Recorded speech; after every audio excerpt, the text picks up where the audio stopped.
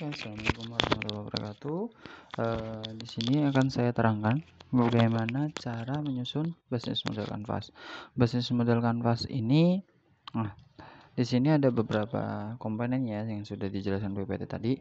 Nah, di sini ditulis ada namanya design for. Design for ini berkaitan dengan brand kita yang akan dibentuknya. Terus contoh kita tulis di sini batik ikat, gitu kan?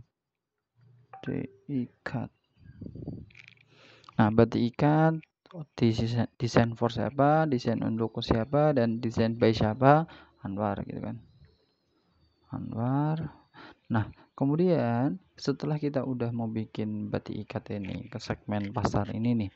Jadi ini termasuk jenis pakaian dan batik. Nah, kita tulis mau pasarnya itu siapa dan bagaimana, kemudian genrenya siapa, jenis kelamin, umur, penghasilan dan berapa. Nah, kita tulis di sini. Semisal customer segmennya itu pria dan wanita.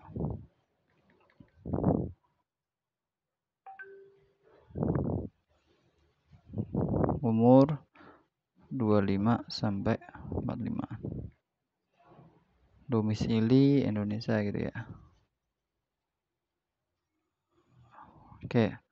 Kemudian penghasilan tulis aja nggak apa-apa. 2, sampai 10 juta lebih gitu.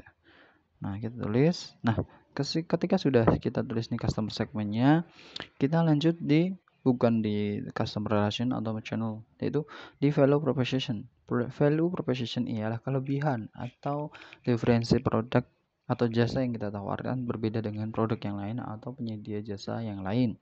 Value proposition ini bisa diisi dengan beberapa manfaat atau kelebihan dari bisnis kita sendiri, yaitu di sini bisa katakan bisa batik ikat ini bisa custom motif, custom size, custom design, dan kelebihan-kelebihan lainnya bisa tulis di sini semua. Oke, setelah kita tulis nih, udah tahu pasar kita siapa, kelebihan kita apa gitu kan.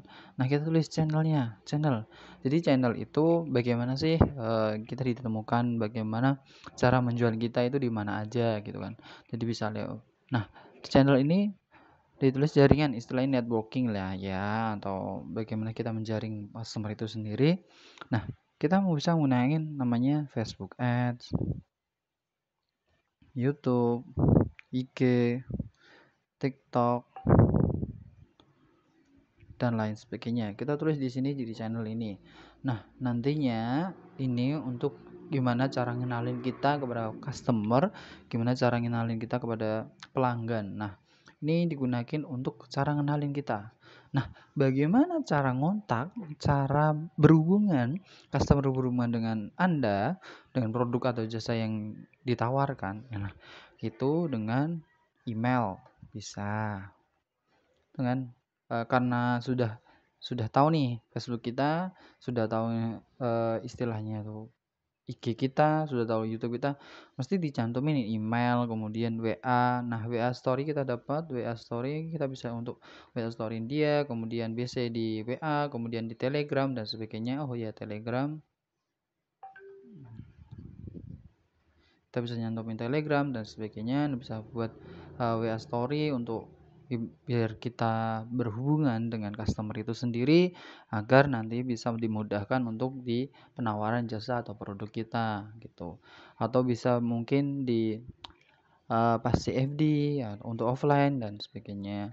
Bisa untuk update WA story. Nah, di sini bagaimana cara customer relationship itu menghubungin antara customer dengan penyedia jasa atau kita sendiri. Nah, ketika sudah melewati pasar kita siapa, kemudian value proposition, kemudian channelnya gitu, jaringan atau sarana komunikasi, kemudian customer cara berhubungan kepada pelanggan kita pasti nantinya punya revenue stream. Revenue stream itu penghasilan atau retail produk penjualan di sini. Jadi semua laba profitnya di sini itu dicatat semua sini. Kemudian grosir, baik grosir atau ecer. Kemudian kalau banyak bisa mungkin cashback dari marketplace dan sebagainya. Nah, di sini ditulis apa istilahnya keuntungan atau laba atau labanya ya, jangan rugi. Nah, labanya tulis di sini. Di revenue stream atau penghasilan.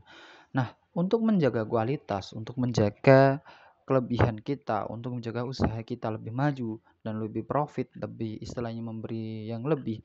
Nah, kita harus punya namanya kegiatan utama di perusahaan, di mana kita tulis di key activities. Bisa di sini update update apa?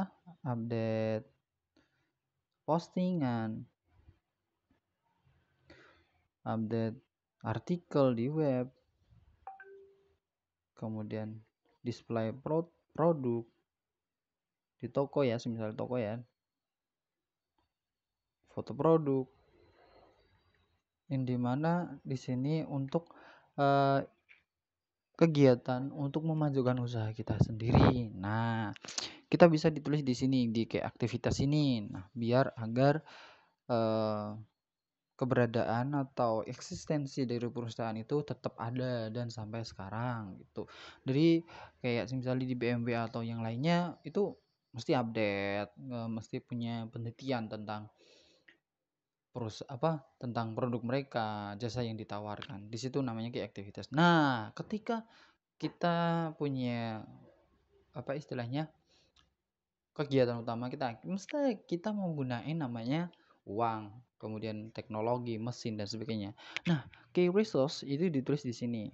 Ditulis di sini terkait dengan akun IG. Bagaimana sih biar kita istilahnya bisa upload produk, bisa upload produk itu buat di mana? Akun IG, kemudian website, hosting, domain, bikin video di key activities ya, untuk kamera, kemudian uang. Nah, ditulis di key resource atau sumber daya ini untuk karena biar kita tahu nih sumber daya kita itu apa aja nih, mobil atau motor atau kamera, kemudian akun IG, akun Facebook.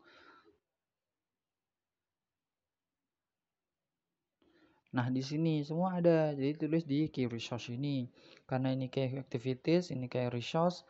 Nah, di luar itu kita mesti namanya batik ya. Batik mesti ada pengrajin, ada reseller, ada pengepul, ada bukan pengepul ya, artinya ada reseller, ada pembeli, ada marketplace. Nah, di sini bisa dikatakan namanya key partner atau mitra kita kerja. Mesti ya beli bahan nih di pengrajin semisal kalau bahan kita habis dan sebagainya. Kemudian bisa untuk kalau produk kita biar lebih terjangkau, biar lebih dikenal, kita rekrut reseller, marketplace bisa dikatakan mitra, namun lebih seringnya untuk mitra itu lebih ke cenderung yang istilah bisa ketemu offline dan sebagainya, itu di pengrajin atau reseller atau menjahit dan sebagainya.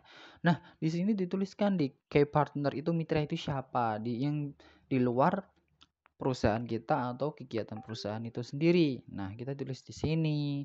Nah, kemudian ketika sudah kita tulis nih target pasar kita siapa, kemudian kita bagaimana customer hubungin kita, bagaimana kita jaring customer, kemudian kelebihan produk kita itu apa, kemudian penghasilan kita itu berapa dihasilkan dari mana.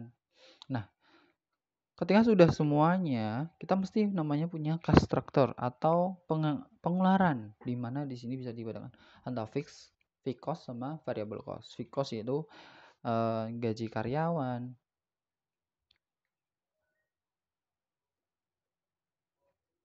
sewa ruko ya, terus listrik, kemudian biaya hosting,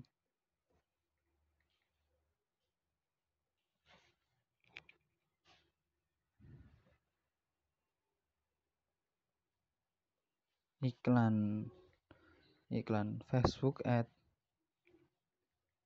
dan IG ads. Nah, ditulis di cost structure. Gunanya untuk apa?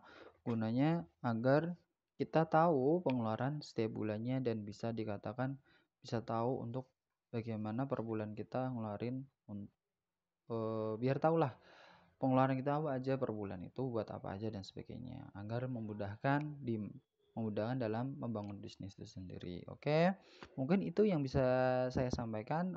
Kalau ada pertanyaan bisa jawab langsung. Kalau waktunya selesai ya mungkin bisa dijapri ya. Oke, terima kasih, semangat.